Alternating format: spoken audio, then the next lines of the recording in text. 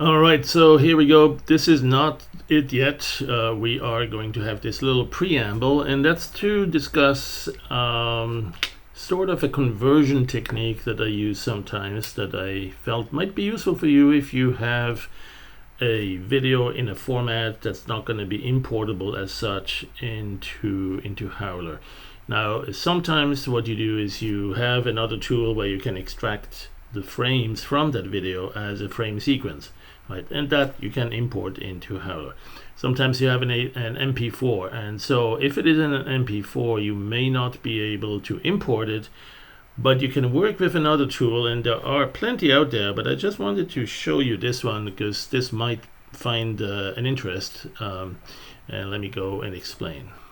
So here I am in AnimeStudio Pro, but I believe what I'm about to do, you can also do in the entry level. I forget what it's called, some sort of a light version that's it was at the time called AnimeStudio. Before that it was MoHo. It actually changed back to MoHo, so you can no, it was, yeah, that's it exactly. So you can find this to be an interesting tool, and here's how I'm using it. So I'm gonna go and close this. Don't need to save it. I'm going to create a new video in which I'm simply going to import that existing MP4. So import movie,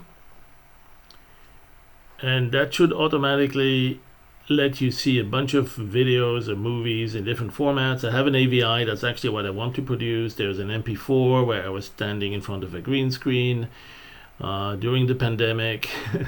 Here is an osprey I filmed off of Myanmar, and then here is some drone. A friend of mine was flying this drone, and so I want to now use that. So I'm gonna use that. That's an MP4, and I need to convert it to an AVI that I can use that is preferably lossless, or at least I don't want to introduce additional compression loss.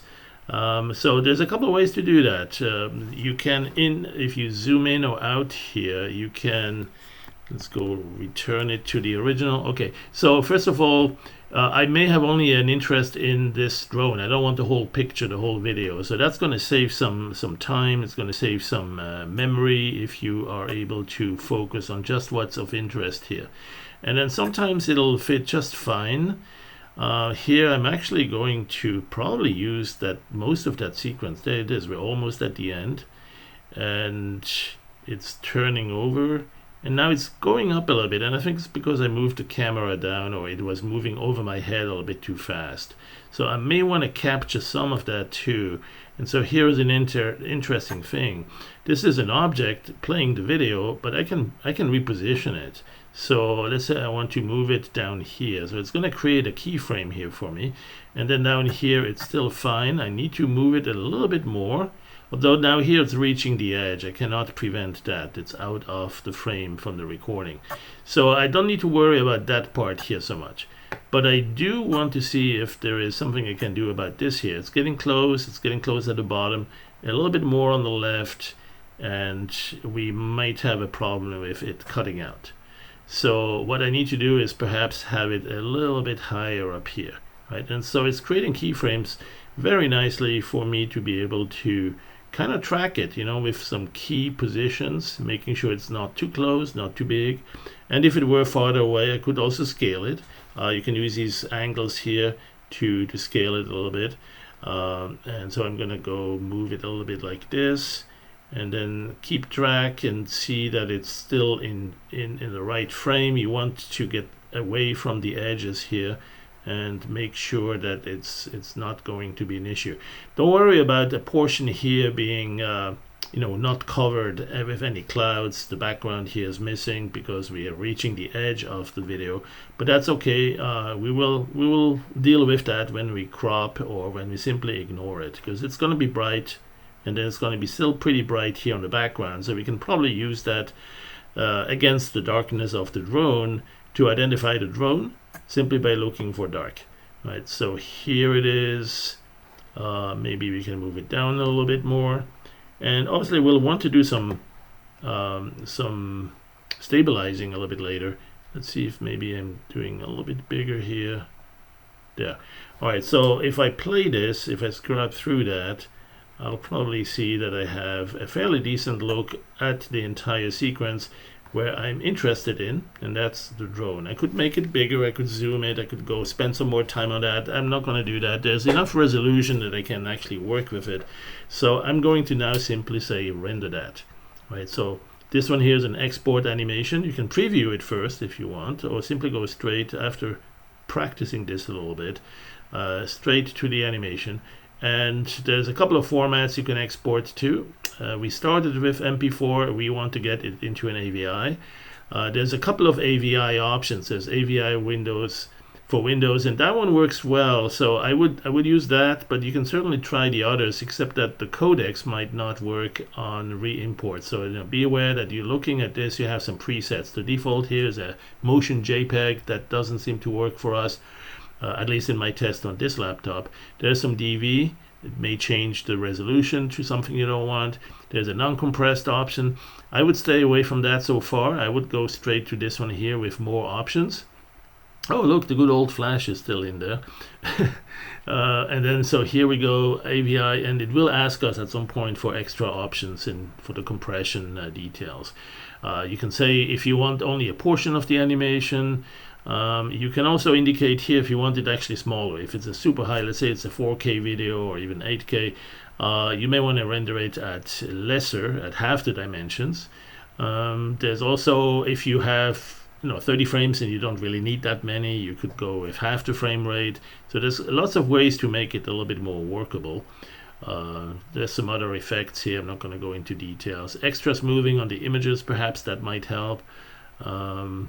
But yeah, so that's it. Let's go OK that, and then so at this point it will ask where do we want to save it, and so I'm going to keep it in the same here. This one was drone 01. Oh no, that's the animator brush. Let's go here, drone 01. I'm going to go to drone 02, save that.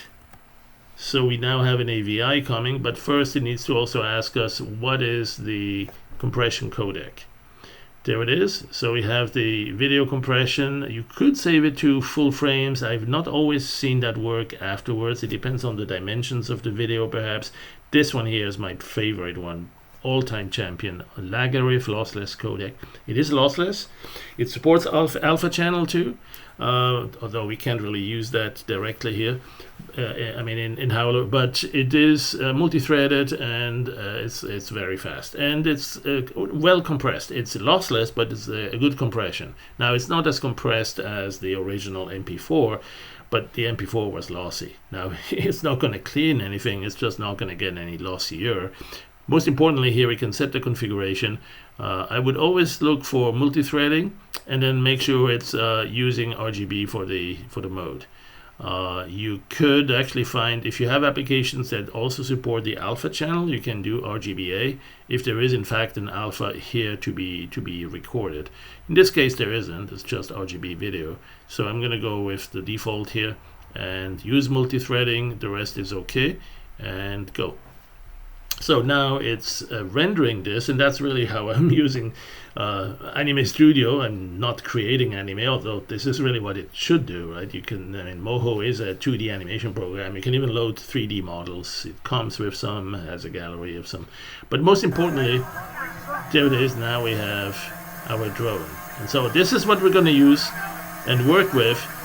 But you might have other techniques. You might have a video of your own that you want to use that's already in AVI, that you can already take into Howler, or you export it to image sequences if you prefer to work with the sequence of the different frames. That works too. That we can import in Howler.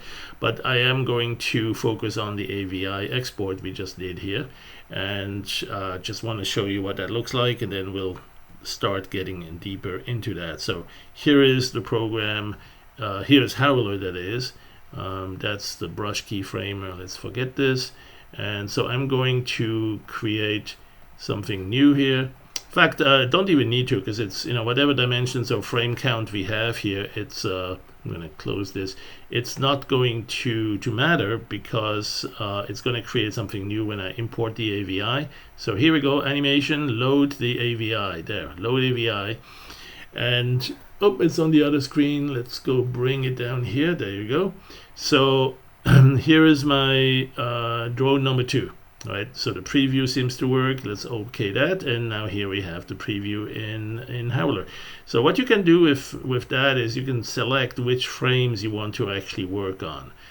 So you could say the starting frame and the end frame. And let's say I have in mind a sequence where this drone is flying overhead and then maybe ending here. And then another piece of work might be 2 or 3 seconds of animation where it's actually coming from a different angle and it's going to this part. So right now I'm really interested in just this part, starting from here, from near the beginning, and only going to about here. Let's say something like that. And one thing you notice, there's a red light here, and we will try to stabilize on that to keep that in sight. Or we could go on the belly side. We want to find something that is easily seen and trackable, that stays in play, and so that will be the next part. Let's go and do that.